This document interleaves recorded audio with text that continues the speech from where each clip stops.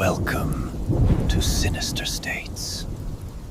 I never planned on telling anyone about what happened. For a long time, I convinced myself that if I kept it to myself, if I treated it like a bad dream or a stress hallucination, it would eventually lose its shape and dissolve. But some things don't fade. They wait. And the longer you pretend they didn't happen, the more room they have to grow.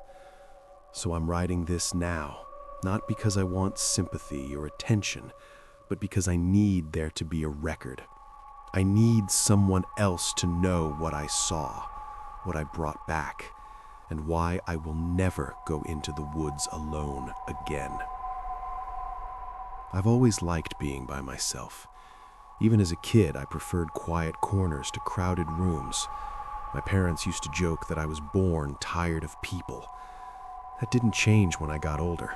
If anything, solitude became something I actively sought out, especially after college, when life started feeling like a series of obligations instead of choices. Work, bills, social expectations, the constant low-level noise of other people's lives pressing against mine. I didn't hate it exactly, I just needed breaks from it. Camping was my way out. No phone reception, no emails, no conversations I didn't want to have. Just trees, wind, and the steady logic of doing what needed to be done to stay comfortable. Set up the tent, build the fire, cook the food, sleep when it gets dark. Simple, honest, predictable. I'd gone alone plenty of times before, always within a few hours of home, always somewhere I'd been at least once already. This time was different, though I didn't realize how much until later. I chose a state forest about 5 hours north, one I'd never visited but had read about on a hiking forum. The post that sold me on it was almost dismissive in tone. Nothing special, the guy had said. No big views, no waterfalls, no tourist traffic, just miles of dense forest and old trails that didn't see much use anymore. That sounded perfect to me. I put in for the permit, packed my gear, and left before dawn on a Friday so I could get there by early afternoon. The drive itself felt like shedding layers. Cell service dropped away gradually, replaced by radio static and then nothing at all.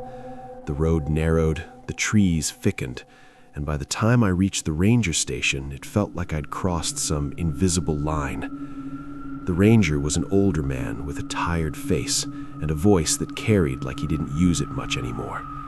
He glanced at my permit, asked how long I'd be staying, and nodded when I said 3 nights. Camping alone? He asked, not looking up. Yeah, I said, just me. He paused at that, and finally met my eyes. There was something unreadable there. Not concern exactly, but not indifference either. He slid the permit back across the counter and told me to stick to the marked trails, even the older ones. I promised I would. He hesitated, then added that if I heard anything strange at night, it was probably animals, and I shouldn't go looking. I laughed a little, told him I'd keep that in mind. He didn't laugh back. The trailhead was another 40 minutes down a gravel road. By the time I parked, the forest felt closed in, the kind of dense green where sunlight filters through in thin, uneven patches. The air smelled damp and old, like leaves that had been decaying for decades. I shouldered my pack, checked my map, and set off. The first few miles were uneventful, almost boring. The trail was narrow but clear enough, winding through ferns and low branches. Birds called overhead, insects buzzed, and everything felt exactly the way it was supposed to. It wasn't until late afternoon that I noticed how quiet it had become. I don't mean silent. The forest was still full of sound, but there was a quality missing, a kind of background chatter I hadn't realized I'd been relying on. No distant bird calls overlapping each other, no rustle of small animals in the undergrowth. The sounds that remained felt isolated, too far apart, as if each noise existed on its own, instead of blending into a whole. I told myself I was imagining it, that maybe the time of day had something to do with it. I kept walking. I found my campsite just before sunset. It was a small clearing a short distance off the trail, marked by a weathered post and a faded symbol I couldn't quite make out. The ground was relatively flat, the trees spaced far enough apart to set up a tent easily. As I dropped my pack, I felt that familiar sense of relief settle in. This was why I came out here. No one else around, no voices, no expectations, just me and the woods. Setting up camp went smoothly. I pitched the tent, gathered firewood, and had a small fire going by the time the lights started to fade. I cooked a simple meal, ate straight from the pot, and sat watching the flames until the stars began to show through the canopy above. For a while, everything felt right again, calm, balanced. I remember thinking that I should do this more often. The first thing that unsettled me was the footsteps.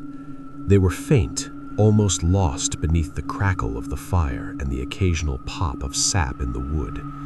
At first, I thought it was just my imagination filling in gaps, the way your brain sometimes does when you're alone too long. But then I heard them again, slow, deliberate. Not the scurry of an animal or the random snap of a branch, but something with rhythm to it. A step, a pause, another step, always just beyond the ring of firelight. I stood up and listened, heart thudding louder than I wanted to admit. The footsteps stopped immediately. The forest seemed to hold its breath.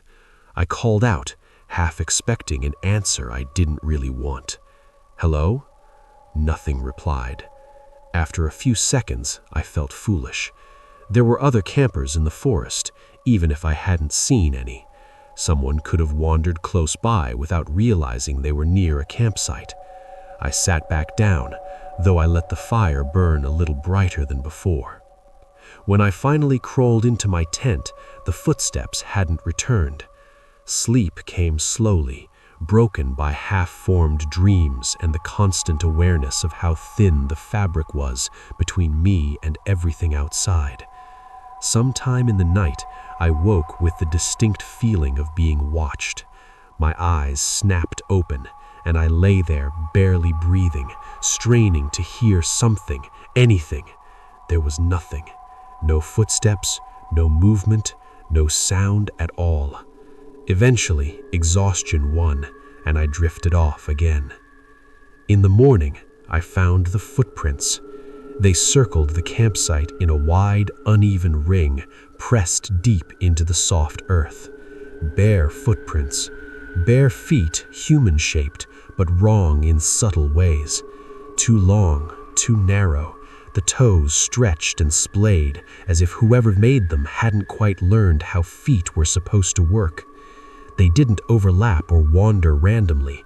They formed a path, a slow orbit around where I'd slept. I stood there for a long time, staring at them, my mind scrambling for explanations that didn't involve anything impossible. I told myself it was a prank, though I couldn't imagine who would bother. I told myself someone had been hiking barefoot for reasons I didn't understand. I told myself a lot of things. What I didn't do was leave. That was my first real mistake. By late morning, the rational part of my brain had mostly regained control.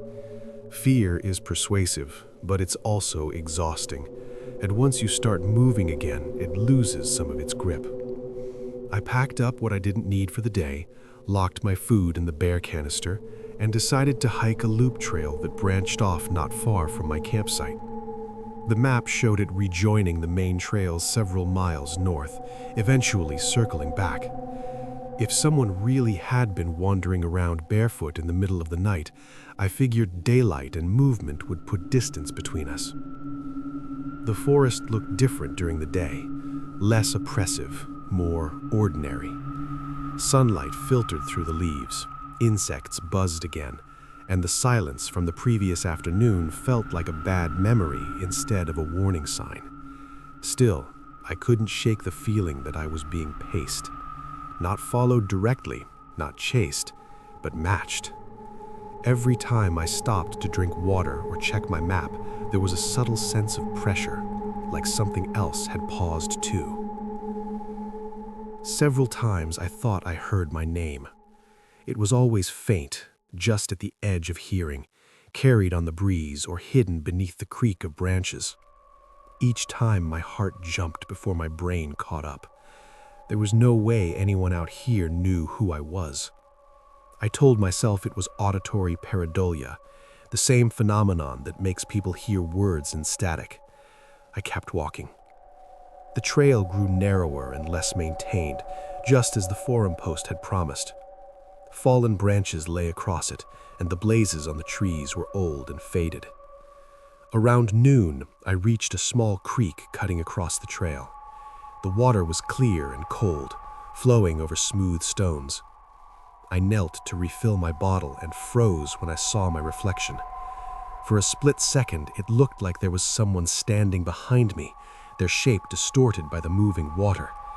I spun around, the adrenaline flooding my system, but there was nothing there. Just trees, just shadows. I laughed out loud, the sound harsh and forced, and stood up quickly. That was when I noticed the footprints again. They weren't on the trail itself, not clearly. They were off to the side, half hidden in the mud near the creek bank. The same long, narrow shape, the same splayed toes. Only now, they weren't circling. They were pointed in the same direction I was headed. I backed away slowly, scanning the forest, every sense screaming at once. I didn't see anyone. I didn't hear anything. The woods swallowed sound in a way that felt intentional. I considered turning back right then. The thought lodged in my chest, heavy and insistent. But the idea of returning to my campsite, of sleeping there another night knowing what had walked around it, felt worse somehow. The loop trail would eventually bring me closer to the ranger station than I currently was. That logic, flimsy as it might have been, was enough. I stepped around the muddy bank and kept going. The rest of the hike blurred together. The forest thickened, the trail faded in places, and the feeling of being watched intensified. It wasn't panic anymore, it was familiarity, like the presence had decided it didn't need to hide as much. When I finally rejoined the main trail and saw a proper signpost again, I almost cried with relief. I reached my campsite in the late afternoon, exhausted and on edge. The clearing looked unchanged, but the sense of intrusion lingered, like fingerprints you can't quite see. I rebuilt the fire and sat close to it as the light faded, my eyes constantly scanning the trees. I told myself that if anything happened again, I'd leave in the morning, no matter how irrational it seemed. I just needed to get through one more night. That night was worse. The footsteps returned shortly after dark, closer this time. I could hear the soft press of skin against dirt, the careful avoidance of sticks and stones. Whoever, whatever it was, knew how to move quietly. I gripped my flashlight, its beam slicing through the trees whenever the sound shifted. Each time I pointed it toward the noise, the footsteps stopped. When I lowered it, they resumed, slow and patient. Then it spoke. Not clearly, not in full words.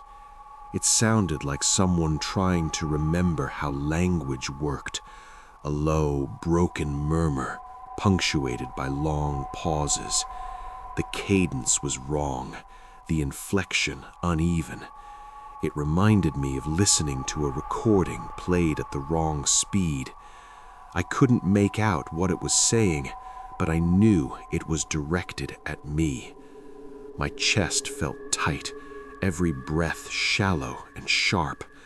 I shouted for it to leave me alone. My voice cracked, betraying me. The murmuring stopped. For a moment, there was nothing but the fire and my own breathing. Then, something moved closer to the edge of the clearing, close enough that I could see a shape where there shouldn't have been one. Tall, too thin, standing just beyond the firelight, its outline warped by shadow. I couldn't see its face, but I felt its attention settle on me like weight. It took a step forward. I ran. I don't remember grabbing my pack. I don't remember putting out the fire. All I remember is crashing through the underbrush, branches tearing at my clothes, my lungs burning as I followed the faint line of the trail by instinct alone. Behind me, something moved too, not running, not chasing, but keeping pace in that same measured way. Step, pause, step. I burst onto the main trail and didn't stop. The moonlight guided me, pale and unreliable, but enough. I didn't look back. I didn't slow down until my legs gave out and I collapsed against a tree, gasping. The forest around me was silent again, the oppressive kind of quiet that presses in on your ears. I don't know how long I stayed there. Eventually, exhaustion forced me to move. Dawn found me still walking, every nerve raw, every shadow a threat. When I finally saw the gravel road and the outline of the ranger station beyond it, relief hit me so hard I nearly vomited. The ranger was there when I stumbled in, looking exactly as he had the day before. He took one look at me and sighed, like he'd been expecting this. He didn't ask many questions. He didn't seem surprised by anything I said. When I finished, he nodded slowly and told me I wasn't the first to come back early. I asked him what it was, my voice barely steady. He didn't answer directly. He just said that some things in the forest learn from us, and that once they do, they don't always stay where they belong. He asked if I'd checked myself since I left. I didn't understand what he meant then. I do now. I left the ranger station an hour later with a cup of burnt coffee in my hands and a knot in my stomach that wouldn't loosen. The ranger didn't escort me back to my campsite. He didn't offer to check the area or call anyone else. He just watched me from the doorway as I walked to my car, his expression somewhere between sympathy and resignation, like a doctor watching a patient who refused treatment. The drive home felt unreal. Civilization crept back in slowly. Patches of cell service, cracked asphalt, a gas station with flickering fluorescent lights. I stopped there mostly to prove to myself that other people still existed. The cashier barely looked up as I paid, and the mundanity of the interaction almost made me laugh. I kept expecting him to say my name. I didn't check myself in the gas station bathroom. I told myself it was stupid. I told myself the ranger's words were just folklore meant to scare hikers into respecting the land. But the idea lodged itself in my mind and refused to leave. Some things in the forest learn from us.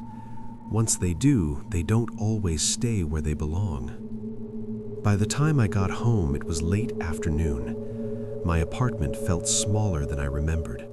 The air was stale, unmoving. I dropped my pack by the door and stood there for a long moment, listening. There was no reason to expect anything strange, but my body didn't know that. Every creak of the building made my shoulders tense. I locked the door, then checked it again. I showered first. Hot water, steam, familiar smells. I stood under the spray longer than necessary, scrubbing away dirt, sap, and sweat until my skin felt raw. I avoided looking down for as long as I could, washing by muscle memory alone. When I finally did glance at my legs, my breath caught. There were marks on my ankles. Faint at first glance, easy to dismiss as scratches or bug bites. But when I leaned closer, I saw the pattern.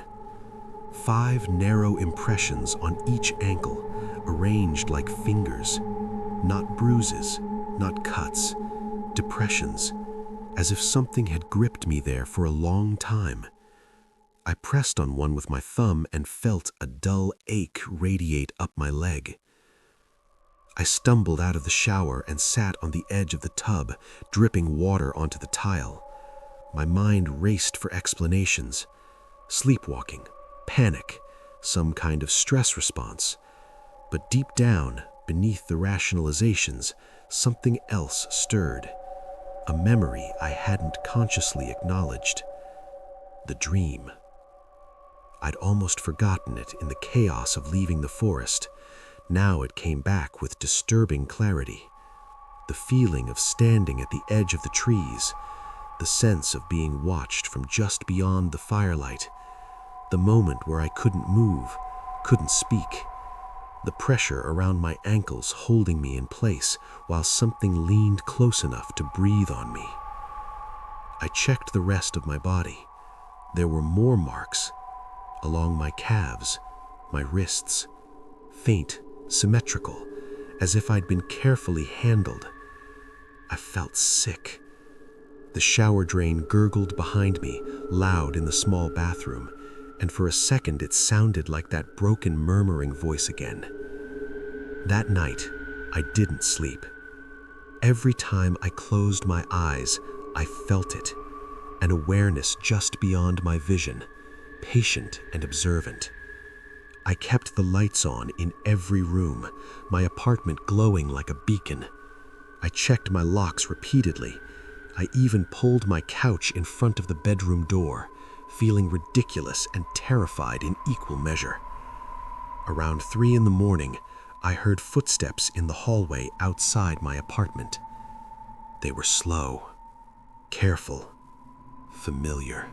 I froze, heart pounding, listening as they approached my door. There was no reason for anyone to be there. I lived alone. I hadn't told anyone I was back. The footsteps stopped right outside, close enough that I imagined I could feel the vibration through the floor. I held my breath, every muscle rigid. Something shifted on the other side of the door, a faint scrape, like skin brushing against wood. Then, very softly, someone said my name. It was wrong. The voice was close to mine, close enough to be unsettling, but flattened, like an imitation stripped of emotion. It lingered on the vowels, stretching them until they sounded unfamiliar. I clapped a hand over my mouth to keep from making a sound. The doorknob didn't turn. The lock didn't rattle. Whatever was out there didn't try to force its way in. It just stood there, listening, waiting. After a long, agonizing minute, the footsteps moved on, receding down the hallway until they were swallowed by the building's ambient noise. I didn't move until morning. When the sun finally rose, I felt hollowed out. I called in sick to work, my voice shaky as I lied about a fever. I considered calling the police, but what would I say? Someone stood outside my door and said my name, that I'd been camping and maybe brought something back with me? I already knew how that conversation would end. Instead, I went back to the ranger station. The drive felt longer this time, each mile stretching taut with dread. When I arrived, the same ranger was on duty. He looked up as I entered, his eyes flicking immediately to my ankles, visible beneath the hem of my pants. His jaw tightened. "You checked," he said quietly. I nodded. He motioned for me to sit and poured me another cup of coffee. This time, his hands weren't steady. He didn't sugarcoat it. He told me that sometimes, when people spend enough time alone in the woods, especially in places that haven't seen much change, things notice them. Things that don't think the way we do. They observe patterns, they listen, they practice. Most of the time, he said, they're content to stay where they are. The forest provides everything they need. But occasionally, someone shows them something new, a routine, a vulnerability, a way out.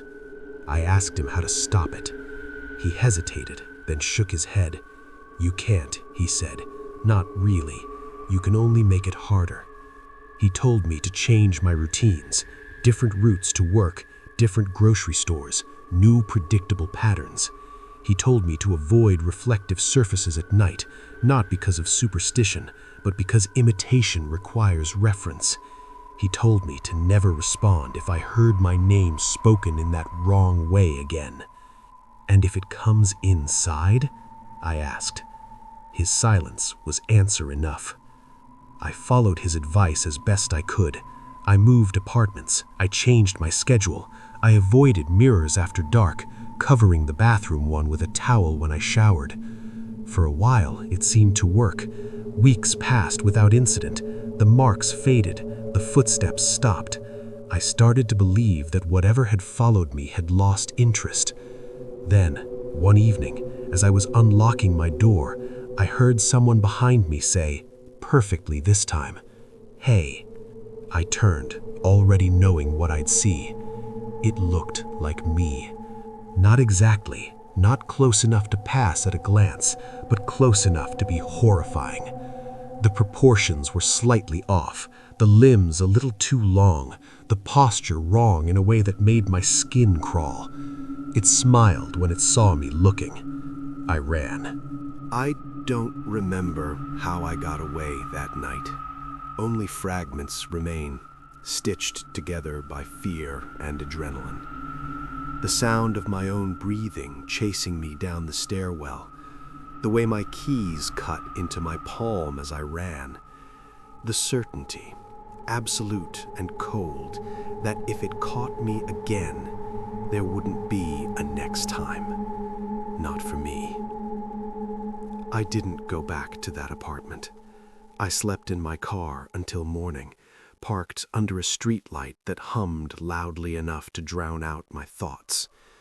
When daylight came, I drove until my hands stopped shaking. I crossed state lines without meaning to. I turned my phone off and threw it into the back seat, suddenly convinced it could listen. That was months ago. On paper, my life looked stable. New city, new job, new name on the lease. I keep moving just enough to avoid settling into patterns. I never take the same route twice if I can help it. I don't answer strangers when they speak to me first, not unless I can see their face clearly. I haven't been camping since. I don't even like parks anymore. But it's still here. I know that now. It doesn't rush. It doesn't threaten. It doesn't need to. It learns. I catch glimpses of myself in crowds where I shouldn't be, reflections that move a fraction of a second too late, a familiar gait behind me on empty sidewalks. Sometimes, late at night, I hear it practicing my voice through the walls, repeating ordinary phrases until they sound right, until they sound like me. I stopped calling the ranger. He stopped answering anyway. The worst part isn't the fear. Fear fades, dulls with time. The worst part is the doubt, the moments when I wake up exhausted and wonder if I'm imagining all of it, when I hear my name spoken normally and flinch anyway, when I look in the mirror too long and start searching for flaws that weren't there before. I think that's what it wants. Not my body, not my life, not yet. It wants to replace me by degrees, to wear me down until I step aside without realizing it, until one day I don't run when I see it, until one day I accept that it does a better job being me than I ever did. I'm writing this because I don't know how much longer I'll be able to tell the difference. If you ever go camping alone and something feels off, leave. Don't rationalize it. Don't wait for proof. And if you make it home and start to feel watched, really watched, check yourself. Not just your body, your habits, your reflections, your voice. And if you ever hear someone say your name perfectly from somewhere they shouldn't be, don't turn around, because it might already be too late.